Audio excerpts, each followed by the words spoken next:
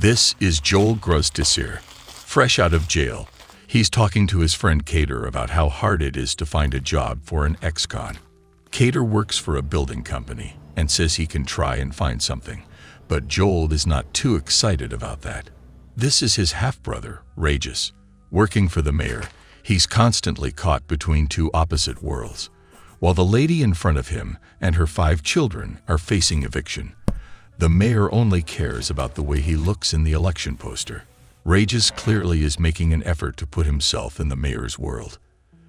That means he can't really help that woman. In fact, he's not willing to help anyone. In the car, he loses his temper when a handicapped man begins to wash the windshield. He doesn't want to pay for that.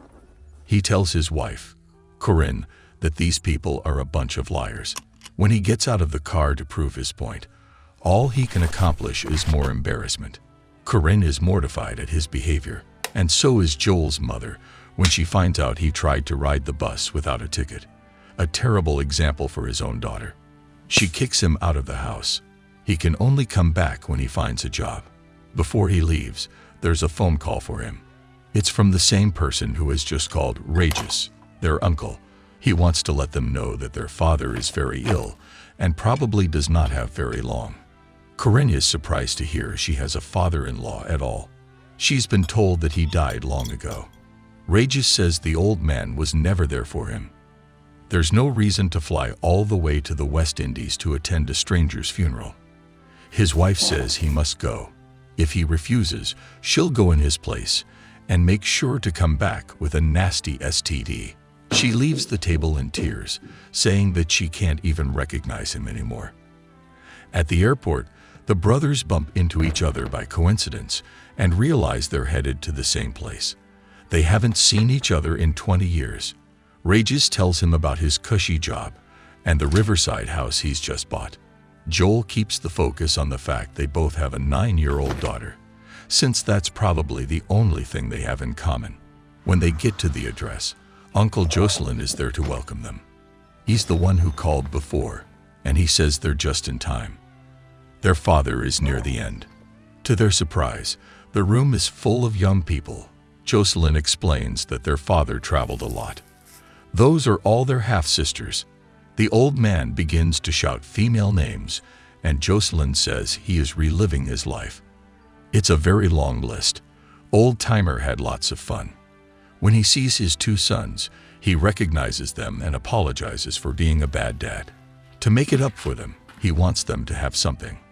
Now that old man really has their attention.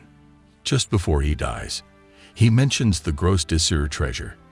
It's just that there are many kinds of treasure. This one is more of the sentimental kind. It's their ancestors' certificate of manumission, the document that made them free from slavery back in the 18th century. Jocelyn advises them to keep it safe so they can pass it on to their own children. That is the family's proudest possession. Neither son can hide their deep disappointment. Regis tries to see the bright side. No inheritance, no paperwork. He'll get back sooner. Joel is not so quick to shrug it off. He suggests selling it to a museum. They could still make some cash out of the old devil. Regis says this is not even that unique. Hundreds of slaves once had that document, and surely the museums already have more than enough samples from smarter heirs who sold it earlier. Discussing all of this in front of their aunt, they totally fail to notice that the woman is fuming. Then Regis says they should respect their dad's wishes. If they'll keep it, they'll have to share it. To the lady's complete horror, he tears the document in half. And then Joel says, "Don't forget our sisters." Laughing hysterically, they proceed to completely destroy the certificate. Now Auntie has no choice but to educate these clowns. They wake up outside, in the middle of a vast field. Regis begins to complain immediately. He says this is probably thanks to whatever Joel was smoking last night. That's the only way to explain why they don't remember getting there at all. After noticing that their phones are not working, they see a man running. He looks terrified. Joel says that man is black, and so are they, which means they should run too. Regis says no. He hasn't done anything wrong and has no reason to run like a madman. That's when the white men arrive, and the two brothers end up in a cage. Joel says these guys must be undercover cops, and that's why they are wearing such weird clothes. Regis tries to argue that he hasn't smoked anything, but the white dudes just ignore that. One of them says, in a casual tone, that what usually solves this kind of problem is amputation. Having no feet makes it hard to run away. The other one reminds him that these two are about to be sold, and that means they must be in one piece. Regis and Joel just can't believe their ears. At the market, two things set the brothers apart from the rest: their underwear and the fact that they are the only ones crying profusely. After some time, they're the only two left. The seller offers them for the price of one. A man named Jordan accepts that offer and takes them both. He shows them their new home. It's like they have fallen into an illustration from a history book. Henry is instructed to take Joel to the fields and Regis to the kitchen. They'll also be renamed as Gideon and Gaspard.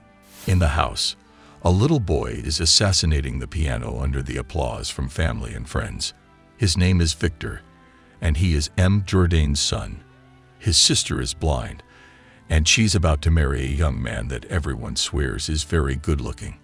In the fields, Joel is introduced as Gideon to a man who's probably not named Isidore either.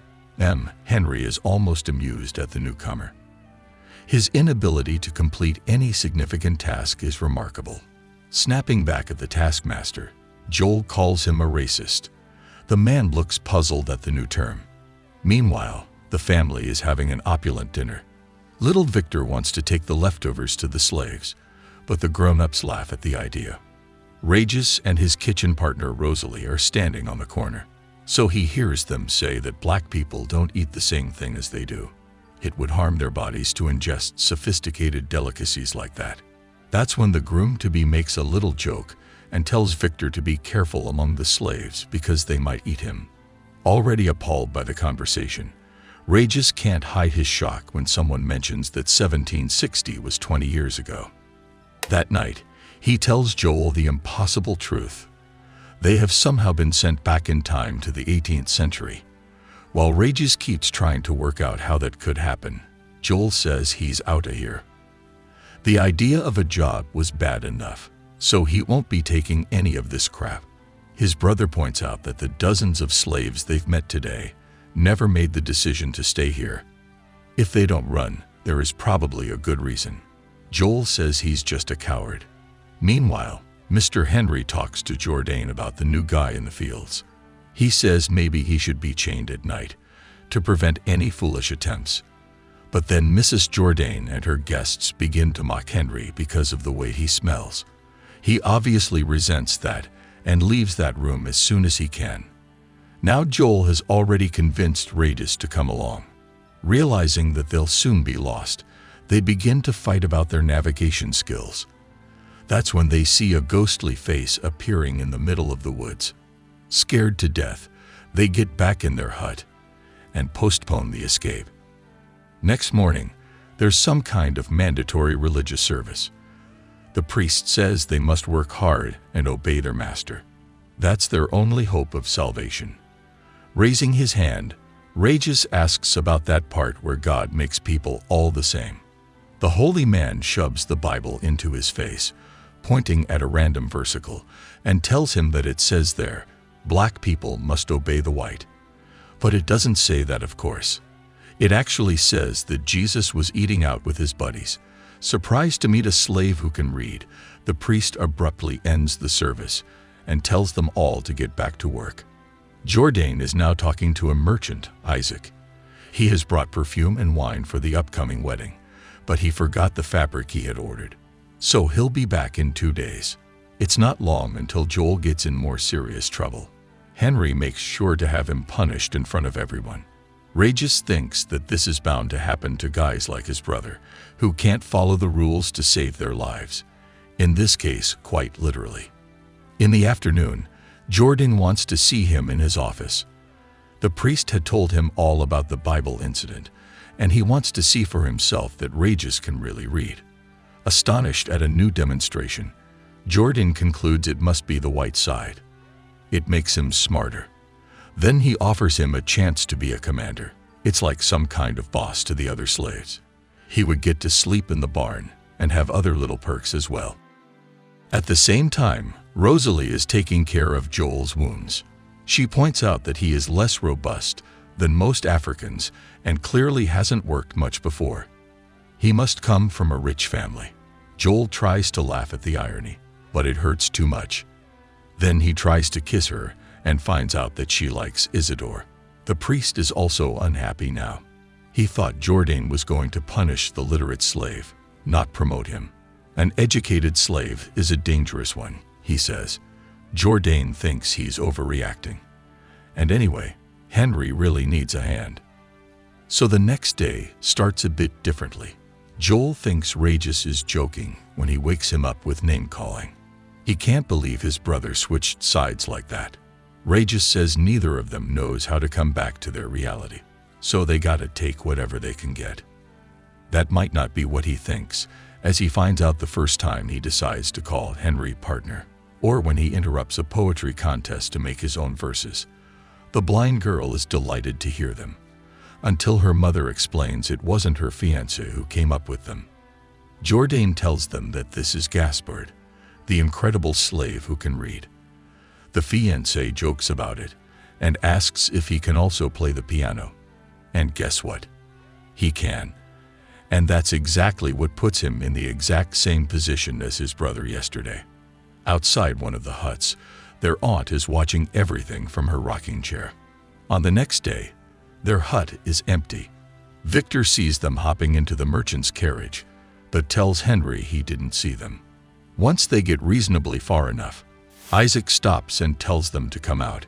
He could tell he had company from the loud snoring. At the plantation, Jourdain hires the same two guys who first captured the brothers to bring them back. One of them has updated his clothing style by 2 centuries. Joel and Regis are now having a decent meal. They ask Isaac why he's being nice to them, and he explains that he is Jewish. His people also suffer discrimination.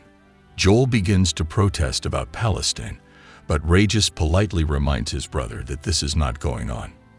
In fact, when Isaac mentions the horrors against his people, he's actually talking about ancient Egypt and stuff like that.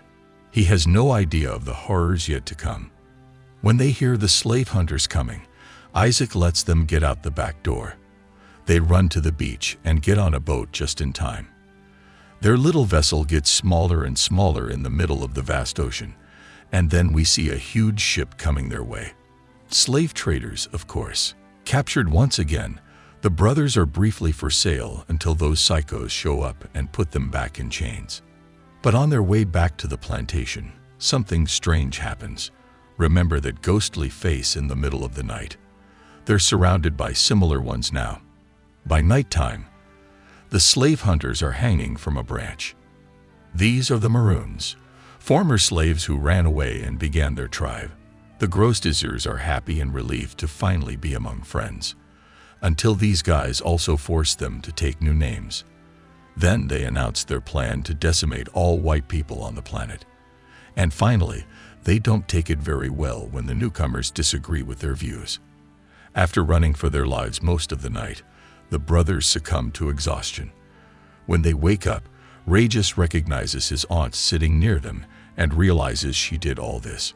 She then tells them that the key to their freedom is to make it right for their ancestors, Isidore and Rosalie. Only then can they smoke the pipe and go back home. The lady vanishes from their sight, but leaves behind the pipe, and Regis picks it up. Getting back to the plantation, they get severely punished again. Victor is upset about that and stops by their hut to say he's sorry. Just for fun, Joel tells him what's about to happen to French kings, queens, and many other people like his dad's friends. At night, the boy repeats all that during his sister's wedding. The guests think the boy is joking, but his dad sends him to his room just in case. Meanwhile, there's a parallel party going on, with lots of stolen rum. The idea is to get those ancestors in the mood to start a lineage, but Isidore and Rosalie pass out too soon.